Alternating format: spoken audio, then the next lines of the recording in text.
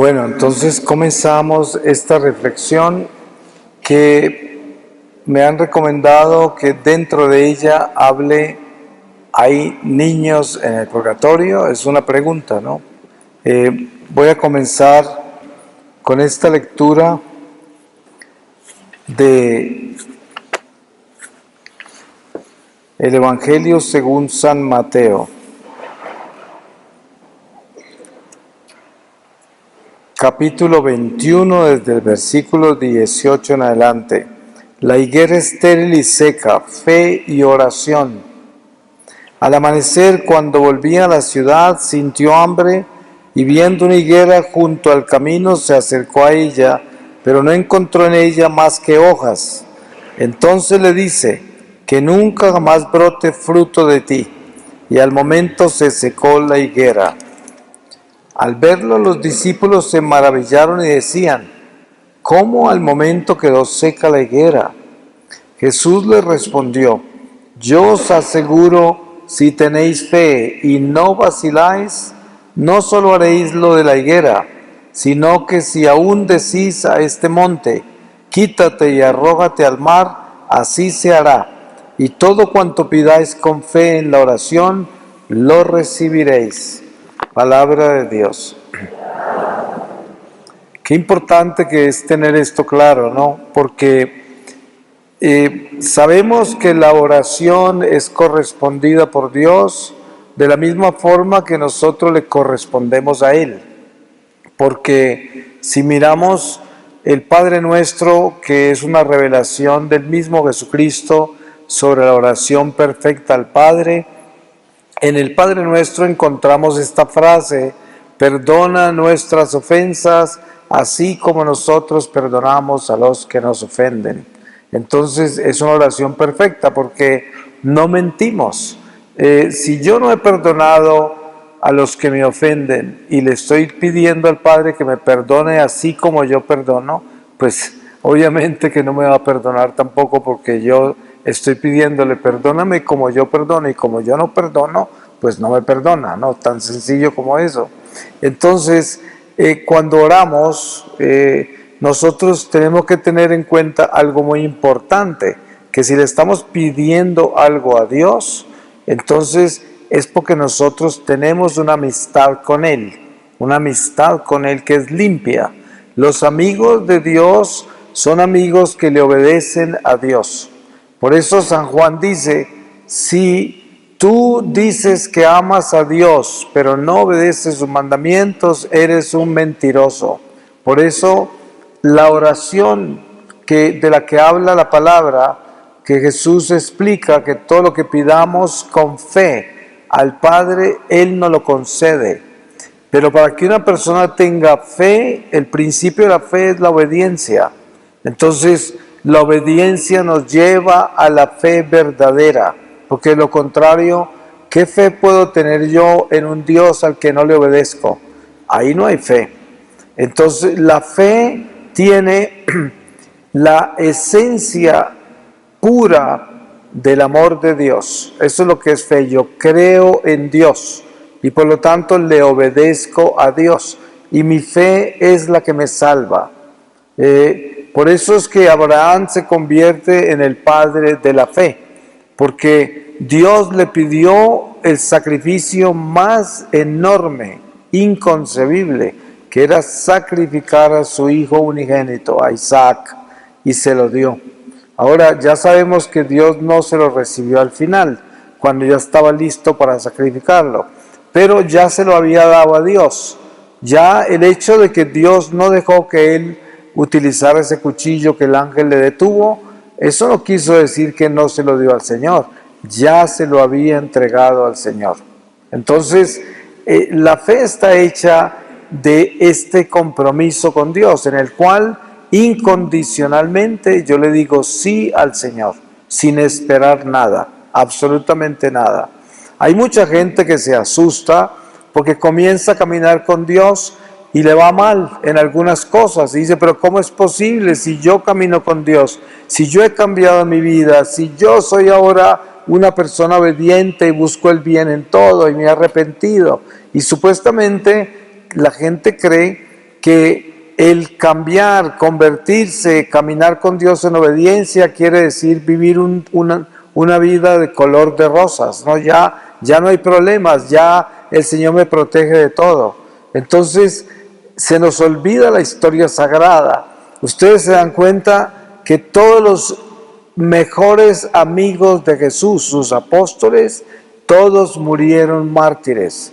¿Se imaginan si la fe de ellos hubiese sido así?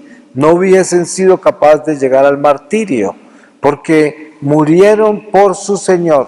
Tanto así que San Pedro pidió que lo crucificaran para abajo, porque no era digno de morir exactamente como murió Jesús. Y está hablando de la crucifixión. Hasta ese extremo llegaron de amor por Dios.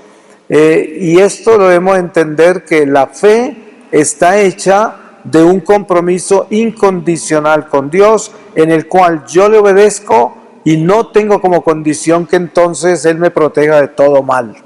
La prueba está que el mismo Pedro, Jesús le anunció que el diablo lo iba a zarandear, y Jesús no hizo nada para detener al diablo, simplemente le dijo a Pedro: cuando pases por esa zarandeada, ve a darle testimonio a tus hermanos. Eso fue lo único que le dijo, pero le anunció que el diablo lo iba a zarandear. Entonces tenemos que darnos cuenta que dentro de nuestro caminar con Dios hay un compromiso cristiano, o sea, cruz, que vamos a vivir esta vida afrontando todas las pruebas en el camino con la seguridad absoluta que Dios está con nosotros y que nosotros terminaremos en la plenitud de su reino, sin importar las vicisitudes, pruebas y dificultades de este mundo temporal. Por eso, lo último que esperaremos es que todo salga color de rosas, porque le estamos obedeciendo a Dios. Ningún santo hizo eso. Desen cuenta ustedes la vida de Santa Bernardita de Subirú, que hace poco fue el día de ella litúrgico, y la Virgen le dijo: yo no te prometo felicidad en la tierra, sino en el cielo. Y no sé si ustedes leyeron el testamento de ella, hace poco lo publicaron. Usted puede entrar por Google y ponga Testamento de Santa Bernardita.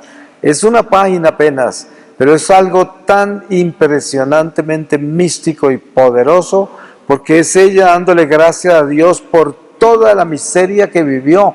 Esa niña, desde que nació hasta que murió, solo vivió desprecios, persecuciones, cosas espantosas, y sin embargo le daba gracias a Dios por todo eso. Para eso hay que ser muy valiente, porque sabemos que para ser santo hay que ser valiente, y para ser malo solo se necesita ser cobarde. Entonces uno tiene que entender, el camino de Dios es la valentía de la fe, la valentía de buscar la santidad sin miedo, sacrificándose y entendiendo que hay que darlo todo por el Señor, todo, absolutamente todo, y que nunca nos vamos a arrepentir, porque si supiéramos lo que nos espera al final de esta vida, si le obedecemos a Jesús, pasaríamos esta vida de rodillas, totalmente, ¿no? Entonces, tomando este tema del purgatorio, sobre si hay niños en el purgatorio, yo no puedo hablar desde una experiencia personal sobre eso, pero tenemos los santos que han visto niños en el purgatorio, inclusive hasta parientes. Y lo que sucede con esto es que ustedes saben, y cada uno de nosotros fue niño. Yo me acuerdo cuando yo tenía 6 años, 7 años, era un niño bien travieso. Ya robaba, ya mentía, ya tenía cosas impuras. Es decir, y eso obviamente que no todos los niños son así, pero yo puedo testificar sobre eso. Si yo me hubiese muerto a esa edad, hubiese tenido problemas. Es posible que hubiese terminado en el purgatorio, porque ni siquiera me confesaba bien. Después de hacer la primera comunión a los 7 años, yo no me acuerdo haber hecho muy buenas confesiones, porque a esa edad le tenía mucho miedo a los sacerdotes, me daba pena con ellos y no me atrevía a confesar los pecados como era, porque eran los sacerdotes del pueblo y me conocían desde niño, desde más chiquitico, y sabían todo de mi vida y yo no me atrevía a confesar los pecados que me avergonzaban.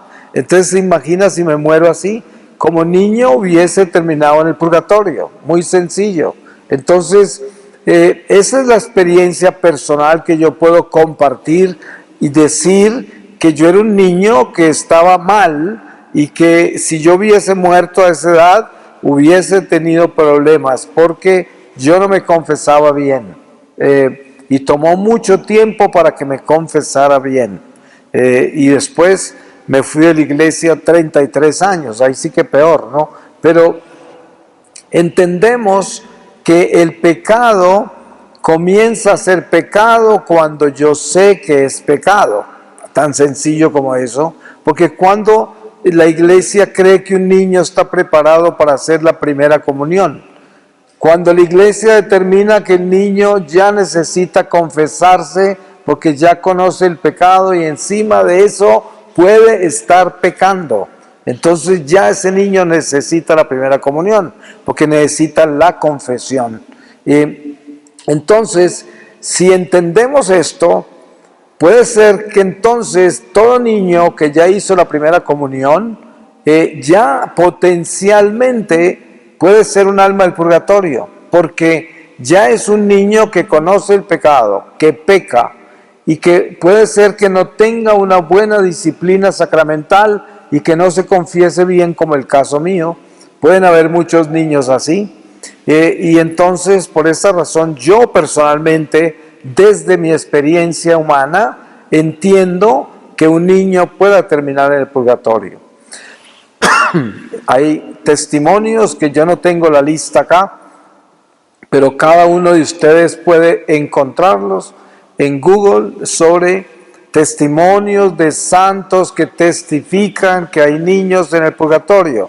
En esa forma lo pueden buscar y van a aparecer muchos. Santa Teresa de Ávila vio, esto ya va más allá de lo que estamos hablando acá. Santa Teresa de Ávila vio niños en el infierno, no niños chiquitos, sino, ustedes saben que el término niño llega hasta una persona de 11 años casi, ¿no? Más o menos. Hoy en día están tan despiertos los niños que pues ni hablar hasta qué edad podrá llegar un niño, pero normalmente se considera que hasta los 10 años por ahí todavía le dicen, aquí este es mi niño, ¿no? 10 años. Entonces Santa Teresa de Ávila, ustedes lo pueden mirar, lo pueden investigar, habla de niños en el infierno, porque a ella el ángel guardián la llevó al infierno. Entonces, la enseñanza que hay acá es muy importante desde el punto de vista de esto, que todo ser humano tiene alma. Entonces, cuando usted ve a un niño que ya hizo la primera comunión, que ya conoce el pecado, no se olvide que ese niño, espiritualmente hablando, está en el mismo territorio de un adulto en su responsabilidad espiritual ante Dios, porque ya está enfrentado a la batalla entre el bien y el mal. Ese niño tiene que tomar decisiones ya. Si hago esto o no lo hago. Si tengo una tentación de robar, voy a robar. Si tengo una tentación de mentir, voy a mentir. Si tengo una tentación de impureza, voy a hacerlo. Pues mire, ¿cuál es la diferencia entre ese niño y yo o usted? Pues ninguna, porque estamos luchando con lo mismo. Entonces, llega un momento en que una persona, después de hacer la primera comunión, queda en el mismo territorio de responsabilidad que un adulto de cualquier edad. Porque entramos en un estado en el que no hay edad, porque es un estado espiritual. Y ya es un estado de responsabilidad de la conciencia. La conciencia. Si la conciencia ya está en manos de Dios sacramentalmente, eso quiere decir que esa persona es absolutamente responsable de todo lo que haga, de todo. Y por eso hay santos que murieron niños y algunos de ellos decían Señor, que me muera antes de cometer un pecado mortal, ¿no? Hay santos, seguramente ustedes saben cuáles son, pero hay santos, varios niños santos que hicieron eso, pero porque nacieron con la gracia de entender la gravedad de la dimensión del pecado con relación a Dios y con relación al prójimo y a la iglesia. Y entonces entendieron que es mejor morir que cometer un pecado mortal. Entendieron eso. Pero miren a nosotros, la vida que hemos vivido cada uno de nosotros no necesariamente fue una vida o ha sido una vida que digo que muera antes de pecar mortalmente. No necesariamente se ha dicho eso. Sin embargo, ¿cuál sería el camino a la perfección cristiana? Pues pensar así, pero hay que llegar a eso. Y precisamente el caminar nuestro nos indica que debemos buscar la perfección y darnos cuenta lo que es la justicia divina. Vivimos un cristianismo hoy que está amparado únicamente en la misericordia y no en la justicia. Y ustedes lo saben, estamos en una civilización de la comodidad, en una civilización de los atajos y la velocidad.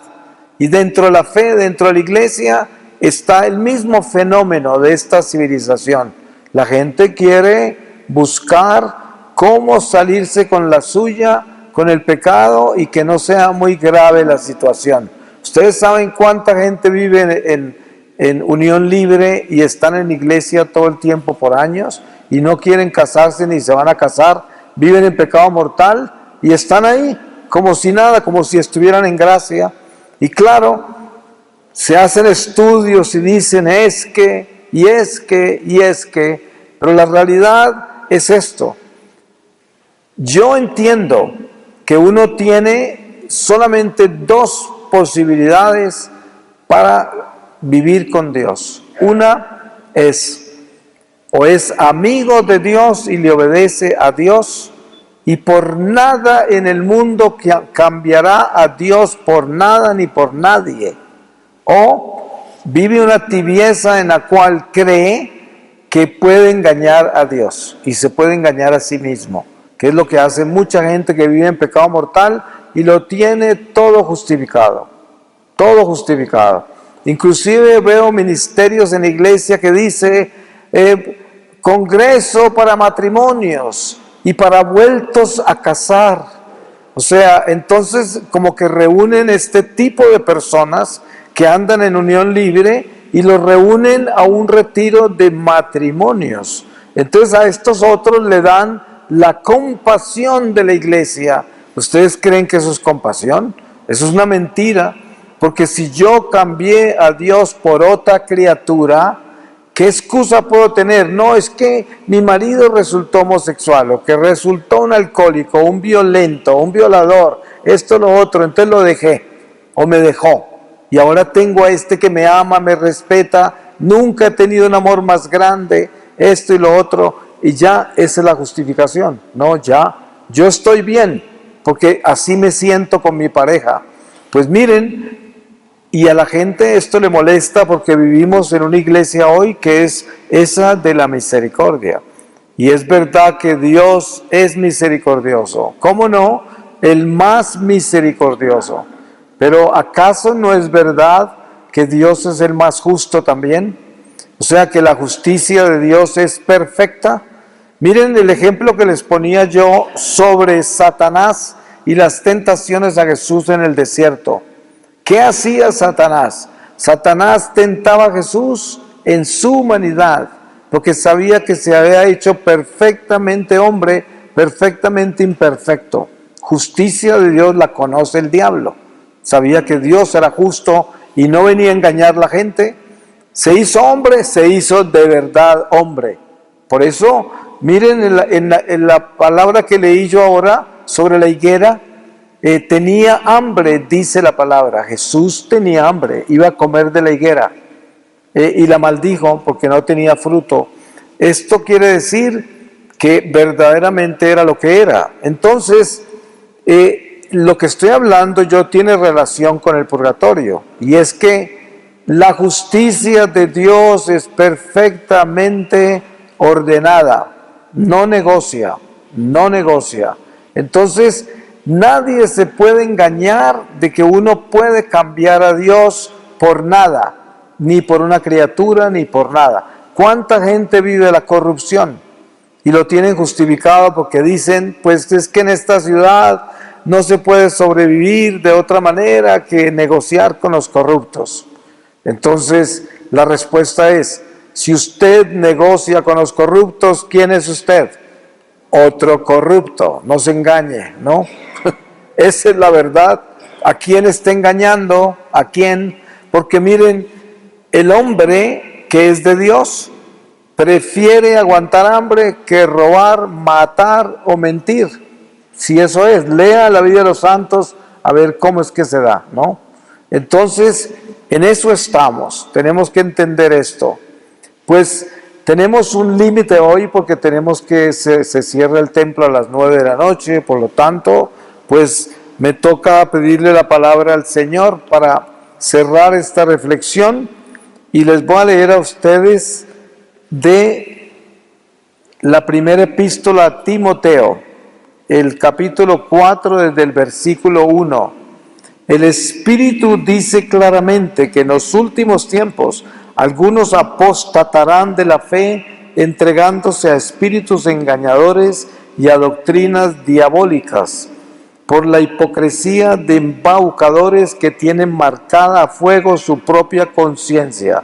Estos prohíben el matrimonio y el uso de alimentos que Dios creó para que los coman con acción de gracia los creyentes y los que han conocido la verdad. Palabra de Dios. Pues yo le doy gracias a Dios por la oportunidad que he tenido de estar con ustedes y compartir estas reflexiones. Y le pido a Dios que nos dé luz a cada uno de nosotros para que podamos ver por dentro de este velo de esta carne que nos limita tanto hacia el Espíritu que es libre y que nos lleva a la verdadera luz que es el Señor, por medio de nuestra fidelidad. Tenemos que ser valientes, tenemos que ser santos. Los cobardes son malos y por eso tenemos que tener un solo camino. Se nos dio en el bautismo el espíritu de fortaleza y tenemos que abrazar ese don maravilloso del Espíritu Santo.